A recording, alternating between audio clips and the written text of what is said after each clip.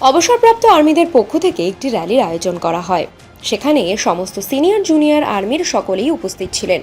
মূলত সবাইকে একত্রিত করার উদ্দেশ্যে এই আয়োজন। বারাসাত কিশোর স্পোর্টিং ক্লাব থেকে এই র্যালিটি শুরু হয় এবং তা শেষ হয় আলগেরিয়া গিয়ে। এই র্যালির মোট দূরত্ব 4 কিলোমিটার। গত শুক্রবার প্রধানমন্ত্রী নরেন্দ্র মোদী দমদম সেন্ট্রাল জেল মাঠে বক্তৃতা দেন। সেখানে তিনি ভারতীয় সেনাবাহিনী কতটা শক্তিশালী ও দক্ষ সে সম্পর্কে বলেন। এই র্যালিতে সিনিয়র জুনিয়র সকলেই অংশ নিতে পারবে। এর ফলে আর্মিদের স্বাস্থ্য কতটা ভালো আছে তা তারা নিজেরাই উপলব্ধি করতে পারবে এবং পরবর্তীতে তাদের শরীর স্বাস্থ্য নিয়ে কতটা সচেতন হতে হবে তা নিয়ে ভাবনা চিন্তা করতে পারবে। এছাড়াও তারা প্রতি বছর এই র্যালির আয়োজন করবে বলেও জানাচ্ছে অবসরপ্রাপ্ত আর্মিরা।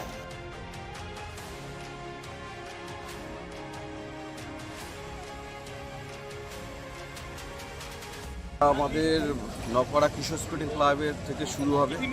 স্টার্টিং করে যারা 40-এর নিচে তারা যাবে সুরিপুকুর পর্যন্ত, যারা 40-এর ঊর্ধ্বে তারা যাবে আমাদের ফরচুন সিটি ময়না, ওখান থেকে ঘুরে কালীবাড়িতে ব্যাক করবে। আর ওরা সুরিপুকুর থেকে ঘুরে ব্যাক করবে। টোটাল 4 কিলোমিটার যারা আছে ইয়ং 4 কিলোমিটার, আর যারা সিনিয়র যারা আছে 4 কিলোমিটার, জুনিয়র 8 কিলোমিটার। টোটাল আমাদের এক্স আর্মি পক্ষ থেকে এটা করা হচ্ছে। Bureau report, Bengal journals.